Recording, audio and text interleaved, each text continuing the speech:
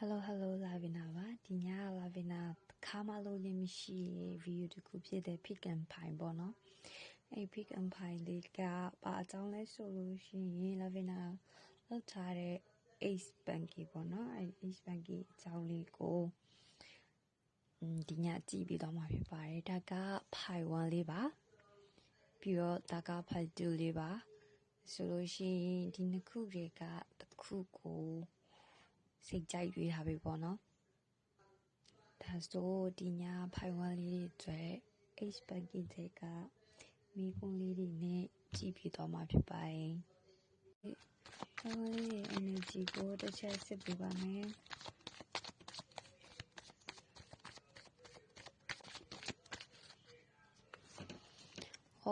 ရုပ်ကြည့်ကြီးပြိုလဲပြက်စီးသွားတာပေါ့နော်သူ့ဘက်ကဘာကြောင့်မှမသိဘူးဘာအကြောင်းရမှမသိပဲနဲ့ကိုရုပ်ကြည့်ကြီးထားခဲ့တယ်အကြောင်းပြချက်လို့လည်းရေးရမရှိဘူးကွာအရာလုံးကရုပ်ကြည့်ဆက်ဆံမဲ့ဒီလိုရှိကြီးကပြတ်တောက်သွားတာသူ့ဘက်ကနေပြီးတော့လဲ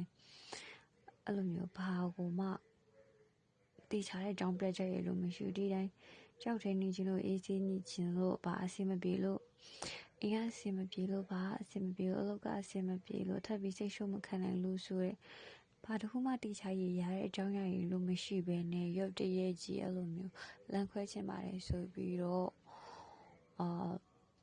ပြောလာခဲ့တာပေါ့နော်အဲ့လိုမျိုးပြောလာခဲ့ပြီးတော့ဒီ relationship ကြီးကိုရုပ်ကြည့်ကြီးအဲ့လိုမျိုး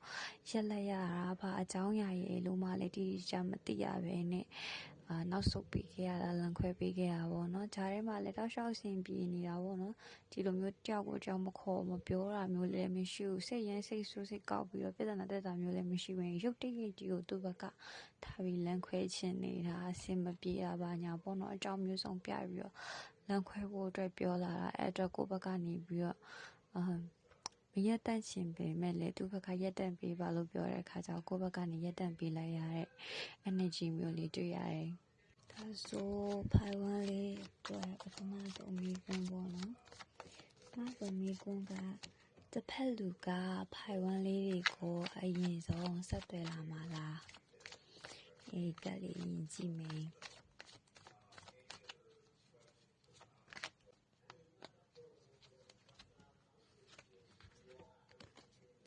ဒီကလေးရဆိုရင်တော့တစ်ဖက်လူကဖိုင်ဝမ်လေးတွေကိုအရင်ပြန်ဆက်သွားလာပါလိမ့်မယ်အမြန်ဆုံးဆိုရင်တော့၄ဘတ်အတွင်းကြာဆုံးဆိုရင်တော့၄လအတွင်းပေါ့နော်၄လအတွင်းသူတို့ဘက်ကနေပြီးတော့ပြန်ပြီးတော့ဆက်သွယ်လာပါလိမ့်မယ်နောက်တစ်ခုကကြတော့ကိုယ့်ဘက်ကတစ်ဖက်လူကိုအရင်သွားပြီးဆက်သွယ်တင်လာဆိုရမိကုန်လေးပေါ့နော်ဖိုင်ဝမ်လေးတွေအနေနဲ့တစ်ဖက်လူကိုအရင်သွားဆက်တယ်တင်လာပေါ့နော်ဆက်တယ်လို့ရနိုင်မလားဆိုရင်ဒီကက်လေးအရာဆိုရင်တော့အရင်သွားပြီးဆက်သွယ်လို့ရပါတယ်ကိုယ့်ဘက်ကနေစပြီးအရှင်ဘေးသူတို့ကိုသွားစကားပြောမယ်ဆိုလို့ရှိရင်ပြောလို့ရတဲ့အခြေအနေလေးမှရှိနေပါတယ်ဒီလိုကိုကတစ်ဖက်လူဆက်သွယ်လာမှာကိုမဆောင်ချင်တော့ဘူးကိုယ့်ဘက်ကပဲအရင်ဆက်သွယ်ချင်တယ်ဆိုလို့ရှိရင်တော့သွားပြီးတော့ဆက်သွယ်ကြည့်လိုက်ပါ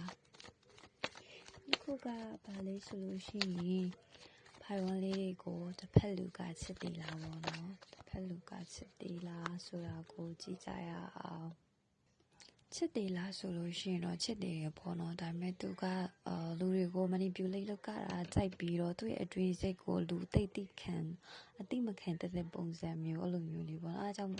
သူချစ်နေသေးပေမဲ့သူ့ပုံစံကချစ်နေတယ်လို့တော့မခံစားရတော့ဘူးအရင်စီစိတ်ထဲမှာဘာရှိနေလဲဆိုတာကိုလူတွေကိုထုတ်မပြတတ်တဲ့သူဖြစ်တဲ့အတွက်ဒီချစ်နေလားမချစ်နေလားကိုကိုယ်အနေနဲ့ကြည့်မယ်ဆိုလို့ရှိရင်မတိမချမရေရနဲ့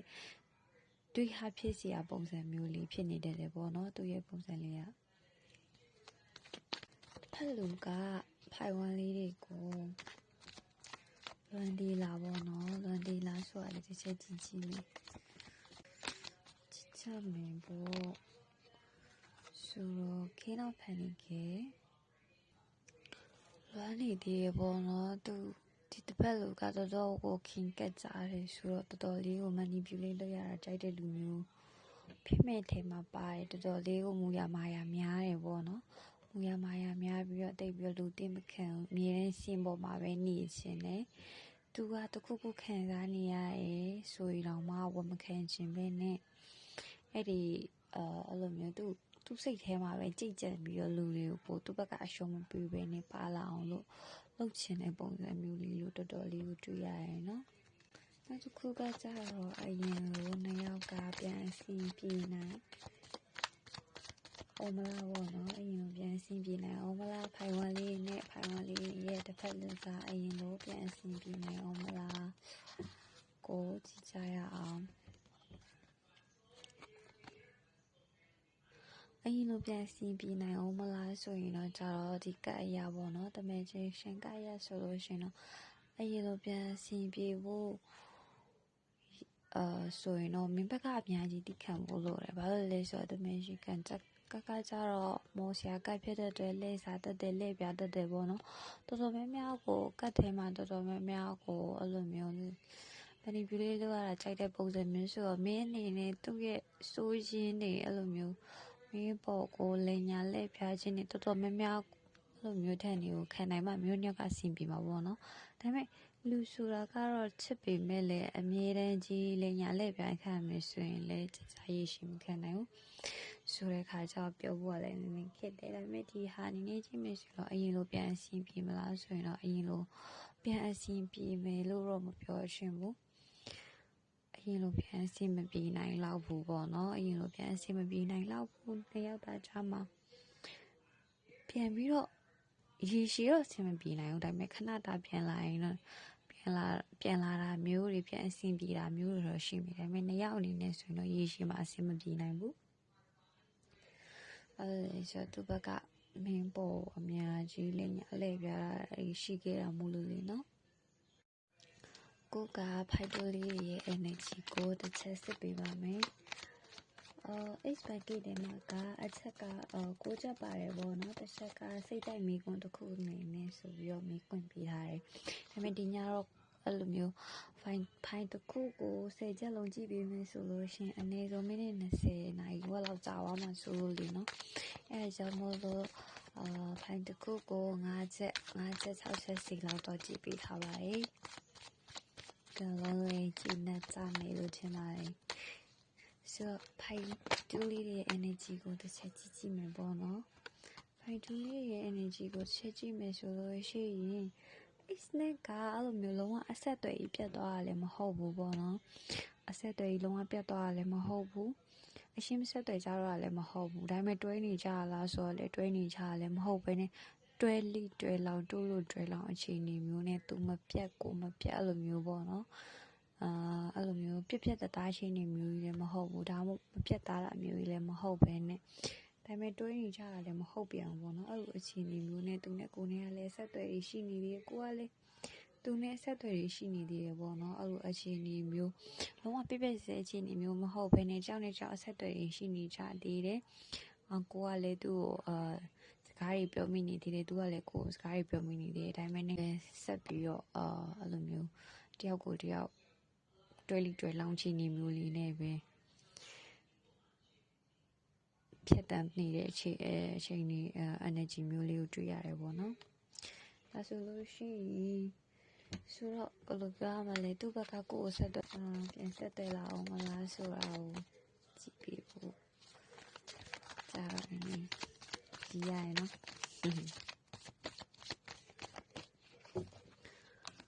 Okay ဒါဆိုလို့ရှိရင်တော့သူကိုပြန်ဆက်တယ်လာအောင်မလားဆိုလို့ရှိရင်နှစ်ယောက်သားလေအဲ့လိုတွဲလိတွဲလောင်းချင်နေလေးကနေပြီးတော့အခုချိန်မှာနည်းနည်း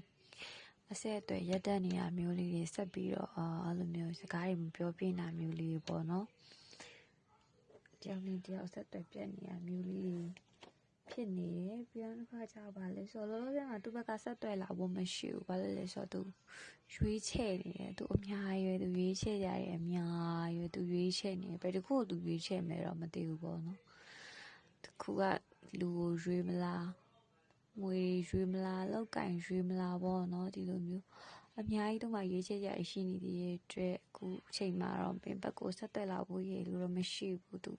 သူအုံနောက်ကိုပဲသူအလုပ်လုပ်ခိုင်းနေပြီးတော့သူတစ်ခုခုတော့သူရွေးချယ်ဖို့စဉ်းစားနေတဲ့အတစ်တော့အရာတွေပေါ့နော်ဒါပေမဲ့အဲ့ရွေးချယ်ကြရဲမှာပဲစိတ်ကရောက်နေတဲ့အတွက်မင်းစီကိုလောလောဆယ်မှာ ဆက်သွယ်လာဖို့ရောစကားကောင်းကောင်းမွန်ပြောဖို့ပေါ့နော်အဲ့လိုမျိုးလေးတော့သူမှရှိမနေဘူးသူအခြားနေရာတွေကိုစိတ်ရောက်နေတယ်နော်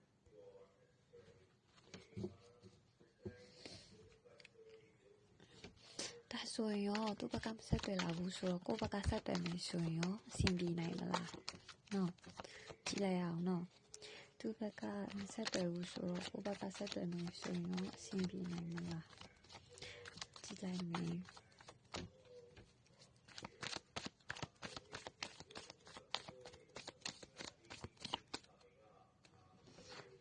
ကြောက်လိုက်မယ်အဲဆိုရင်သူဘက်ကမဆက်တယ်ဘူးဆိုတော့ကိုယ့်ဘက်ကဆက်တယ်ရင်ရောအဆင်ပြေနိုင်မလားကိုယ့်ဘက်ကရင်စားဆက်တယ်ရင်တော့အဆင်ပြေနိုင်တယ်အဲ့ခါကျရင်တော့သူ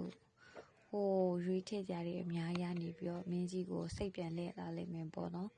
သူရှောက်ကြီးနေရပါဘူးရွေးရမလဲအလောက်လာပါလားစိတ်တွေဆိုဝေးဆိုဝါဖြစ်နေတဲ့ဂျားရနေပြီးတော့ဒီလိုမင်းဘက်ကသွားဆက်တက်လိုက်မယ်ဆိုလို့ရှိရင်တော့သူဘက်ကနေပြီးတော့မင်းဘက်ကိုပေါ့နော်စိတ်ပြန်ပြီးတော့အလီပြေးလာဖို့တော့ရှိပါတယ်အဲဒါကြောင့်မလို့မင်းဘက်ကရင်ဆက်တက်ရှင်နေဆိုရင်တော့ဆက်တယ်လို့ရပါတယ်ရှင်နောက်တစ်ခုပေါ့နော်သူတစ်ဖက်လူကဖိုက်တူးလေးကိုချစ်သေးလားတစ်ဖက်လူကဖိုက်တူးလေးကိုချစ်သေးလားပေါ့အဲလေးကြည့်မယ်လူကဖိုက်တူးလေးကိုချစ်သေးလားဆိုရင်ချစ်နေသေးတယ်နော်ချစ်နေသေးတယ်တစ်ဖက်လူကဖိုက်တူးလေးကိုချစ်နေသေးတယ်စုပ်ကင်ထားတော့မယ်သူ့ရင်ထဲမှာပေါ့နော်သူ့ရင်ထဲမှာစုပ်ကင်ထားတော့မယ်နော်အဲကြောင့်မလို့တစ်ဖက်လူကဖိုက်တူးလေးကိုချစ်နေပါသေးတယ်အမီကိုကကြတော့သူ့ဘက်ကရောကိုလွမ်းနေသေးလားဘက်ကရောကိုလွမ်းနေသေးလားဖိုက်တူးရဲ့တစ်ဖက်လူလေးရောဖိုက်တူးကိုလွမ်းနေသေးလားပေါ့နော်ဖိုက်တူးကိုလွမ်းနေသေးလားဆိုတာကြည့်ကြမယ်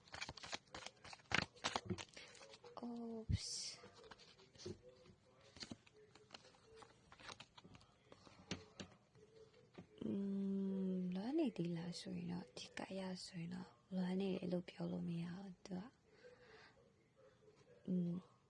ကလွမ်းနေတယ်လို့ပြောလို့မရအောင်စောနာပြောလို့ပဲသူမှရွေးချယ်ကြတယ်အများကြီးရှိနေတယ်ရွေးချယ်ကြတယ်ပေါ့မှာပဲစိတ်ရောက်နေတယ်အခုလေနှစ်ခုပေါ့နော်အဲ့နှစ်ခုကသူ့ရဲ့ဘယ်ပြောမလဲသူ့ရဲ့ခြေပွားအောက်မှာပဲပြပြပြနေပေါ့နော်ဆိုတော့သူလွမ်းနေဖို့အချိန်မရှိနေဘူးသူမှအရန်နေ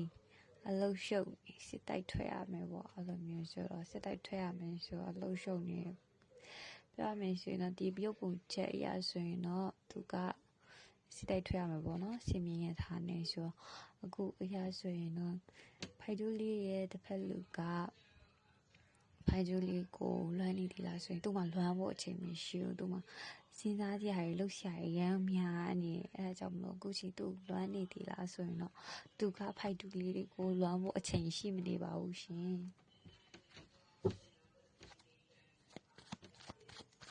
ဆိုရင်ဖိုက်တူးလေးနဲ့ဖိုက်တူးလေးရဲ့တစ်ဖက်လူဒါဆိုဖိုက်တူးလေးနဲ့ဖိုက်တူးလေးရဲ့တစ်ဖက်လူကအရင်လိုပြန်ဆင်ပြေးနိုင်အောင်မလားအရင်လိုပြန်ဆင်ပြေးနိုင်အောင်မလားဆိုရင်ကြည့်လိုက်ကြရအောင်ဟုတ်နော်အရင်လိုပြန်ဆင်ပြေးနိုင်အောင်မလားဆိုရင်အရင်လိုပြန်ဆင်ပြေးနိုင်ပါအောင်မယ်ရှင်အရင်လိုပြန်ဆင်ပြေးနိုင်ပါအောင်မယ်အရင်လိုပြန်ဆင်ပြေးပါအောင်မယ်နှစ်ယောက်သားကရှေ့ဆက်အရှိကိုပေါ့နော်အရှိကိုသွားဖို့အချောင်းရလေးတွေအများကြီးရှိသေးတယ်ဆိုတော့ဒီနှစ်ယောက်ကအရင်လိုပြန်ဆင်ပြေဖို့အခြေအနေလေးတွေကိစ္စလေးတွေပြန်ပေါ်လာပါမယ်အဲဒါကြောင့်မလို့နှစ်ယောက်သားကအရင်လိုပြန်ဆင်ပြေအောင်မလားဆိုရင်တော့ပြန်ဆင်ပြေပါမယ်ရှင်